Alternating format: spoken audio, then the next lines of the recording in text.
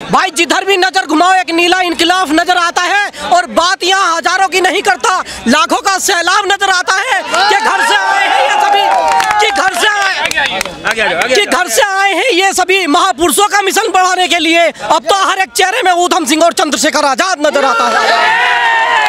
सालों से खाया हुआ है और आज भी खा रहे हैं। पूरे व्यवसाय में लाला बनिया को 100% आरक्षण है, उसकी तरफ क्यों नहीं देखते भाई साहब? एक बनिया की शासन चला रहा है, एक तेली शासन चला रहा है, ये कभी राज करेंगे, एक तुम लोगों को कोलू गाई पीसेंगे। किसको छोड़ देना चाहिए? किसको छोड़ देना है? मेरी बात सुनो, किसको छोड़ देना है? किसको छोड़ देना चाहिए?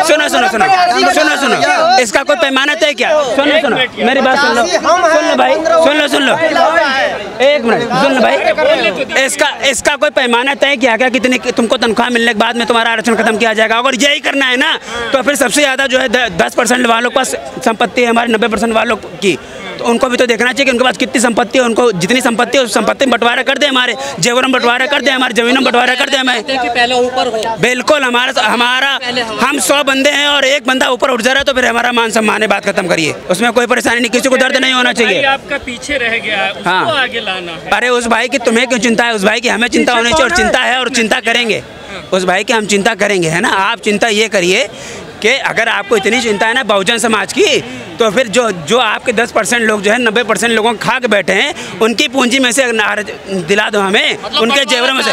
बिल्कुल, जब बंटवारा हुआ था 1947 में बंटवारा हुआ, उसके बाद में आप ये कहिए जब बंटवारा हुआ तो फिर जर और जमीन और जेवर का भी बंटवारा होना चाहिए था। ये क्यों नहीं सोच रहे हैं आप? सिर्फ आरक्षण का बंटवारा करने लगे, छोटा सा आरक्षण दिया गया है। बिल्कुल आरक्षण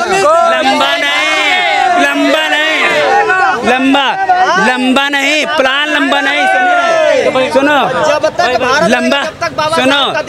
प्लान लंबा तो इतना है कि सरकार कुछ दिन बाद लंबी हो जाएगी, बात को समझिए। 2027 में ये लंबी होने वाली है, जमीन पर लेटे तक नहीं रुकोगे, आगे तक है। बिल्कुल, जाति का क्या मतलब है? नजर गाड़ियों पे भी है, तुम्हारी जमीन पे भी है, सब पे नजर है, सब पे सालों से खाया हुआ है और आज भी खा रहे हैं।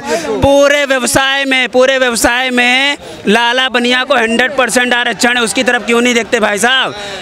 तो उसकी तरफ भी देखिए, वहाँ से भी हमें आरक्षण दे दो थोड़ा सा। हमारे वजह नहीं है कि जाति जनगणना ना करवा रही सरकार, कभी इसी बात का डर हो सरकार? तो क्यों? अरे उनको करवाना चाहिए, इस पे ध्यान देना चाहिए, जाति जनगणना बिल्कुल होनी चाहिए।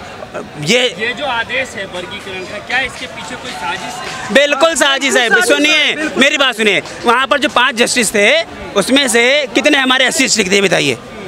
7 में से कितने थे? 1 थे ना, और बाकी कौन थे?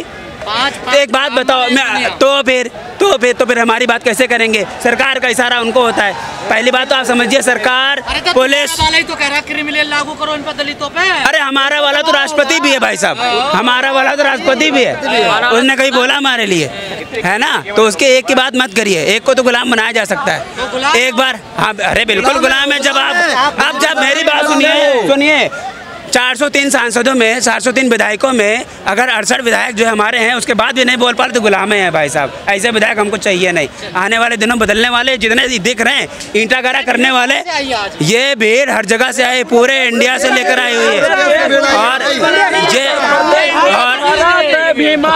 ये कहाँ से मंगाई? दुबई से आई है क्या? दुबई से भी आ सकती है, दुबई में भी चाहने वाले लोग हैं, इनके चाहने वाले हैं, ये पूरे देश में है और ये पूरे वर्ल्ड में चाहने वाले हैं। ये वहाँ से आए हैं, गांव से गलियों से आए हैं, ये वो लोग हैं जो मजदूरी की भीड़ तो पैसे देकर भी नहीं आती जितनी। ये 500 अरे तो ये जिधर भी नजर घुमाओ एक नीला इनकलाब नजर आता है। एक मिनट भाई, जिधर भी नजर घुमाओ एक नीला इनकलाब नजर आता है और बात यहाँ हजारों की नहीं करता, लाखों का सैलाब नजर आता है कि घर से आए हैं ये सभी, कि घर से आए हैं ये सभी महापुरुषों का मिशन बढ़ाने के लिए। अब तो हर एक चेहरे में ऊधम सिंह और चंद्रशेखर आजाद नजर आता है। क्या सरकार पर कोई असर नहीं पड़ रहा है? भाई देखिए, कहते हैं कि चींटी थोड़ा दाना निकालती है मगर ढेर लगा देती है। इसी तरह से हमारा सारा बहुजन समाज धीरे धीरे ही सही मगर पूरा बहुजन समाज इकट्ठा हो रहा है। जी देखिए, आपने भारत बंद भी किया, तब भी सरकार ऑर्डिनेंस नहीं लेकर आई। जी। तो फिर आज की रैली से क्या असर पड़ेगा? नहीं, बहुत फर्क पड़ेगा, ऐसी बात नहीं है, बहुत फर्क पड़ेगा। इसके बाद कोई फर्क नहीं पड़ा तो हम क्यों चाहते हैं? फर्क तो एक ट्वीट से आ गया था, बात को समझिए। फर्क तो एक ट्वीट से भी आ गया था। आदेश आप कहते हैं ना कि सरकार ने आदेश को जो है वो निरस्त कर दिया है, तो वो भी तो एक आदेश ही है, वो भी तो फर्क है जो पहले आ गया था। और ये उस आदेश को आप मान कब रहे हैं? सरकार तो कह रही है, मोदी जी कह रहे हैं कि क्रिमिनल नहीं, मेरी ये गलती करने का खामियाजा है। और अगर दोबारा ये गलती करने की कोशिश करेंगे तो ये उनके लिए चुनौती है इस तरह की कि अगर दोबारा अगर ऐसी कोशिश करते हैं तो इससे 10 गुना ज़्यादा संख्या में ला सकते हैं और सरकार एक दिन में पलट सकते हैं। बात समझिए, हमारा अब सांसद गया है, उनको अब दर्द हो रहा है कहीं मुख्यमंत्री तक ना चला जाए, ये परेशानी है। प्रधानमंत्री साहब ने एक आदेश आया है कि हम इस SC/ST वर्गीकरण को जो है निरस्त करते हैं और किसी तरह कोई आदेश नहीं करते।